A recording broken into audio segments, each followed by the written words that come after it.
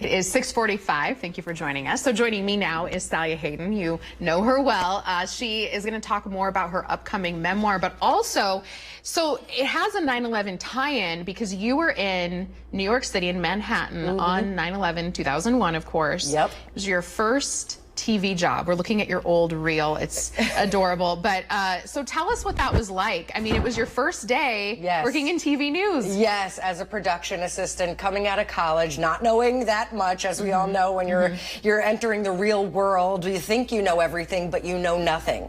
And this was the perfect example of knowing nothing, because I walked, I was commuting from New Jersey. I lived at home. I moved back in with my parents, and they call it bridge and tunnel. And so I was on the subway and somebody said a plane hit one of the towers, and I was just like, oh, okay, like totally clueless. Didn't really even resonate what that means. And then I walk into the newsroom and it is just chaos, mayhem. And I'm just soaking in the scene, scanners blaring, people screaming, lots of heads and hands. And they said, you, get on the phones, we need you. People are calling, they want to know if their loved ones are alive.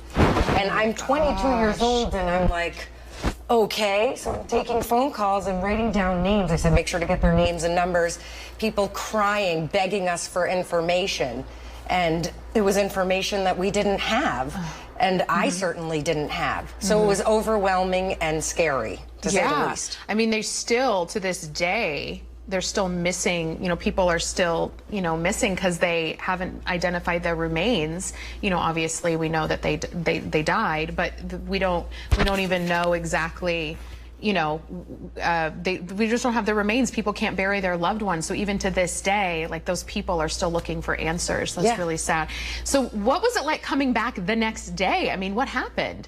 Well, there was no coming back and leaving for everybody in the newsroom. Bridge and tunnels were shut down, so they said prepare to stay. I couldn't handle the phone calls anymore, Sarah, so I asked for a different assignment. So they said, okay, Thalia, you can help get all the meals ready, go to Bed Bath & Beyond, get bedding for the employees, because we were all sleeping there. Wow. There was no going home. Yeah. And even that was too much for me, Sarah. I needed a friendly face. And my best friend, thankfully, lived downtown in Union Square, and I just made the walk and slept at her place at night, and then I'd come back the next day. And when I tell you, I never actually went down to 9/11, the site where the Twin Towers were. We were uptown, but I'd see the reporters coming back covered in dust and soot, and just the expression on their face. It's just, and we see raw video in news. We see video that the public doesn't see. And I was watching it, and I shouldn't have been. And you literally see people letting go. It's now, I think they do show this video, but it was just so It's so sad. traumatic, especially at the age of 22 when you really don't understand. And I know we have a lot of you out there who were in New York as well. We have a lot of New Yorkers here in the Coachella Valley. And I know that for New Yorkers, it was such a traumatic time to be in the city on 9/11, or even in D.C., because of the Pentagon too. We can't forget about the other flights. So your first day as part of one chapter, right? Yes. In your new memoir, and that's why it's coming out tomorrow. Right, and I'm thinking, at the book signing, we could all kind of commemorate the lives lost, and also I want people to share their story. Where were you on 9/11? Because we all have one. And some people say to me, well, I wasn't in New York. It doesn't matter. We still were so touched and affected, even if you were watching it on television. And the point in the book is like the power of news. That day I realized how valuable we are. People come to us as they come to police, looking for answers. Probably they saw most of the coverage on television. That's us. That's the media. That's the power of the media. Yeah, that 9/11 changed me because I was in high school at the time, and it made me want to get into journalism because of that, because I realized that we're telling history. Yes. That we're living it. Yes. Yeah, even on a small scale, living in a small community like the Coachella Valley, we're here for some of those big moments.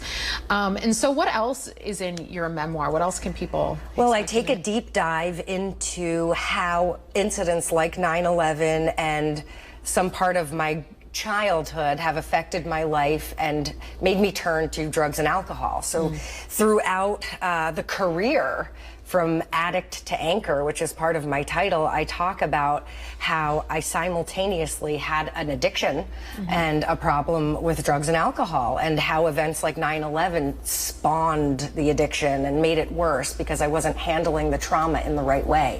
I just wanted the pain to go away. So what makes the pain go away? A nice drink or a pill. So we have to learn as human beings how to cope. And not many of us have the tools to cope. And in this book, I teach you how to cope with trauma. And there are certain steps. I have my 8 principles for peace. So one being is self-awareness. We need to get to know ourselves. We need to understand what our triggers are, what upsets us, and then, of course, learning the tools on how to cope. And is part of it, like, in your memoir, because I haven't read it yet, is there a moment where you realize, like, I have to change, I have to do something, I got to get this under control? Okay. And let me tell you, there have been a few moments, and I've had a lot of people reach out to me since I've written the book saying, Thalia, I'm still struggling. That's okay. We say relapse is a part of recovery. There is that one moment, but there is also life happenings that get you down again. So I may have gotten sober at 27, was my first experience going to AA, getting sober. But then my father passed, and that knocked me down again. And then I started drinking and using again.